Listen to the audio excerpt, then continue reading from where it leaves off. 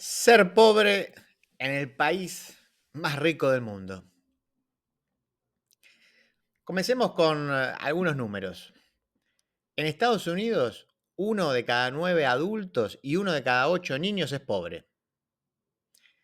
1 de cada 18 personas vive en la indigencia total.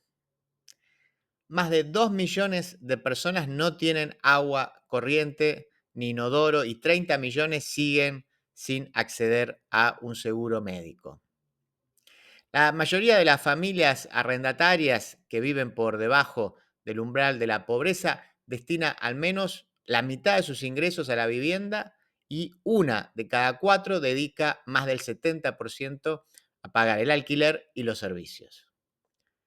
3,6 millones de avisos de desahucio se pegan en las puertas de las casas anualmente, casi tanto como en el peor momento de la última gran crisis financiera. 2 millones de personas están presas en las cárceles y 3,7 millones en libertad condicional. La inmensa mayoría de estas casi 6 millones de personas son pobres, claro.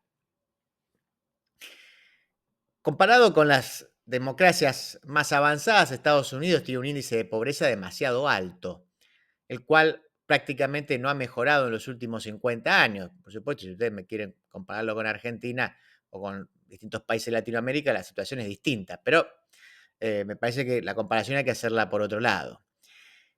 Encontrar una explicación y una salida, en todo caso, para este fenómeno es el objetivo de Pobreza Made in USA, o United States, el nuevo libro del sociólogo americano y premio Pulitzer, se llama Matthew Desmond.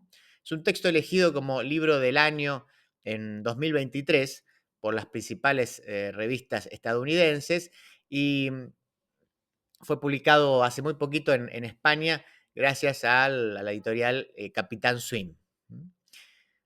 Les leo un pasaje del libro. Estados Unidos supera en 5,3 billones de dólares la producción de bienes y servicios de China.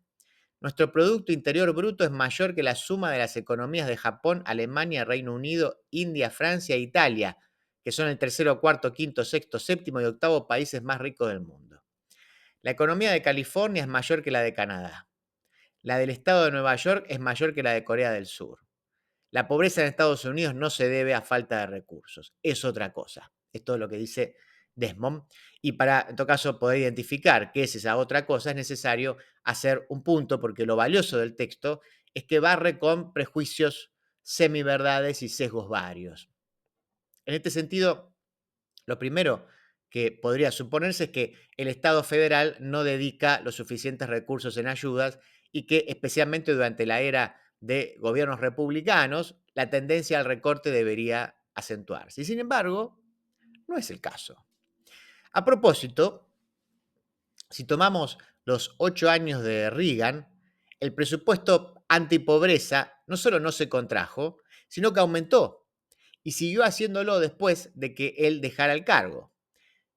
Expuesto en más números, las ayudas destinadas a la población que no llega a determinados niveles de ingresos pasó de $1.015 al año, ¿no? Por supuesto, con Reagan, a $3.419 al año después de cumplirse un cuarto del primer mandato de Trump.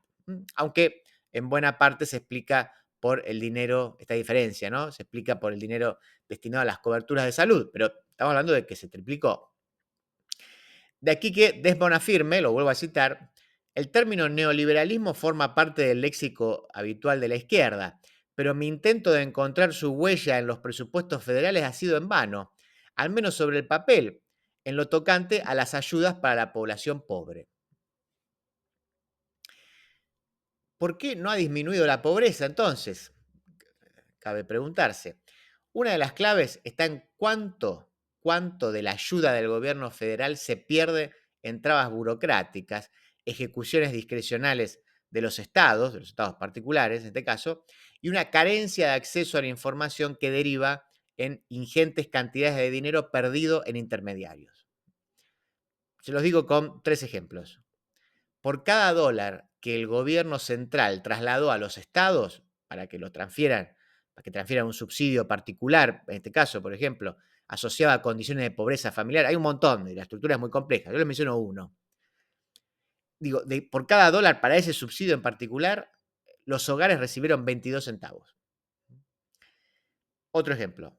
Solo el 48% de los ancianos habilitados para exigir los cupones de comida, que es una política que tiene Estados Unidos, ¿sí? Solo el 48% realizó el trámite para conseguirlo. Y por último, el otro ejemplo, para acceder a una pensión por discapacidad, las trabas son tantas que los beneficiarios deben contratar abogados. De modo que $1.000 millones del seguro social se destinan a pagarle a ellos, a estos abogados. Con todo, lo más curioso es que dinero sigue habiendo y debería alcanzar. Especialmente si se toma en cuenta que, según los cálculos de Desmond, y a contramano de lo que algún distraído podría imaginar, el estado de bienestar americano es el más grande del planeta después del francés. Esto, claro está, si se contabilizan distintos mecanismos financiados por las arcas públicas, como los planes de jubilación ofertados por las empresas, los créditos estudiantiles y los planes de ahorro 529 para ir a la universidad, las bonificaciones fiscales por hijos y las subvenciones para propietarios de vivienda.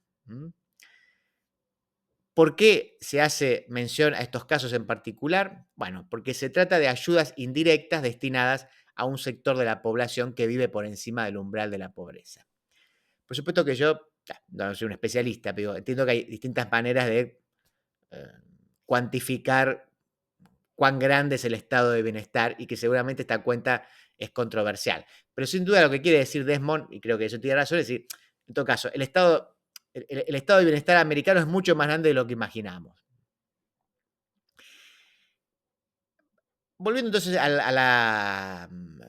la cuestión esta particular de las ayudas indirectas, digo, este punto es central porque en general se hace hincapié en la ayuda visible. Esto pasa en Argentina también, pasa en todo el mundo. Esto es, transferencias de dinero directas que van al bolsillo de los pobres. Los famosos planes. Sin embargo, no se toma en cuenta el modo en que a través de exenciones impositivas el Estado beneficia a sectores medios y altos. Se trata de ayudas invisibles, dinero que no entra en el bolsillo y por eso moralmente es interpretado de otra manera. Pero el resultado es el mismo. Sea que te la den, sea que no te la cobren, es lo mismo. Por supuesto, a ver, frente a la objeción de que esto es cierto, tanto como también es cierto que los más ricos pagan más impuestos, Desmond indica que esto es así hasta cierto punto. Y probablemente en Argentina algo de esto pase también. Es decir, por supuesto que hay un impuesto progresivo sobre los ingresos, que es mucho más alto en las clases más acomodadas, pero si tomamos en cuenta una larga lista de impuestos regresivos, especialmente asociados al consumo, por ejemplo el IVA en la Argentina, el número que obtiene Desmond, hablando de Estados Unidos, es mucho más parejo. Así, en promedio, las clases medias y bajas acabarían tributando un 25% de sus ingresos, mientras que las altas un 28%. O sea, una mínima diferencia. La injusticia es más palpable cuando, para Desmond, lo cito, según algunas estimaciones, el mero hecho de recaudar los impuestos federales sobre la renta no abonados del 1% de los hogares más ricos permitiría obtener unos 175 mil millones de dólares al año. Si los más ricos de entre nosotros pagaran todos los impuestos que deben, podríamos acabar con la pobreza en Estados Unidos. En este escenario, Desmond llama a un activismo en pos de la abolición de la pobreza basado en 3 ejes. El primero, acabar con la explotación laboral subiendo el salario mínimo y fomentando la sindicalización. Acá sí, es muy diferente al caso argentino, porque escuchen esto, en el caso de los trabajadores privados, solo alcanza un 6% en Estados Unidos de sindicalización. En el ámbito público un poco más. Pero acabar con la explotación también incluye políticas públicas para resolver el problema de la vivienda, generando las condiciones para una baja en los precios de los alquileres y el fomento de ayudas directas o indirectas que eviten las condiciones usurarias que muchos bancos imponen al momento de brindar créditos. Pasa en todo el mundo, ¿no? El segundo, presionar a los gobernantes para el rediseño de un estado de bienestar que solo genera el bienestar de las clases más acomodadas. Tomando en cuenta que algunos cálculos hablan de un Estado federal que, por ejemplo, gastó 193.000 millones en subvenciones para propietarios de viviendas, mientras que solo destinó 53.000, 193 contra 53, para ayudas directas a familias no propietarias. Si tomamos en cuenta eso, bueno, hay por lo menos margen para una discusión. ¿Se entiende? Por ejemplo, eso, vos pedís un crédito, entonces si pediste un crédito, terminás exento de pagar otros impuestos. Bueno, toda esa ayuda indirecta es una ayuda a clases medias y altas que pueden comprar la propiedad y eso va en contra de las ayudas directas o indirectas a clases bajas que no pueden comprarla. Por último, en tercer lugar, Desmond propone un rediseño geográfico y una relocalización de las familias pobres, evitando los guetos y los muros, tanto visibles como invisibles en este caso, que separan los barrios más prósperos de aquellos que no lo son. En síntesis, con esto termino, en un contexto de enorme polarización política entre demócratas y republicanos, Desmond sale del laberinto por arriba para mostrar las condiciones estructurales de un Estado y una sociedad que, gobierne quien gobierne, convive y acepta unas condiciones de injusticia inadmisibles, especialmente si hablamos, claro está, del caso particular del país más rico del mundo.